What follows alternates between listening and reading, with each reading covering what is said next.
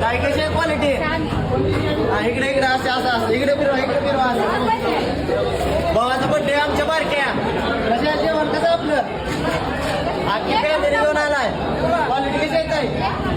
कसं आहे जेवण? इकडे घ्या इकडे इकडे इकडे इकडे भावाकडे घ्या आमच्या. कसं आहे जेवण? कसं भाऊ? नंबर नाही जेवण बघा तेव्हा हॉटेल भाग्यश्रीला ढीग लागलेले असते. कधी जा बाहेरची कधी जावा.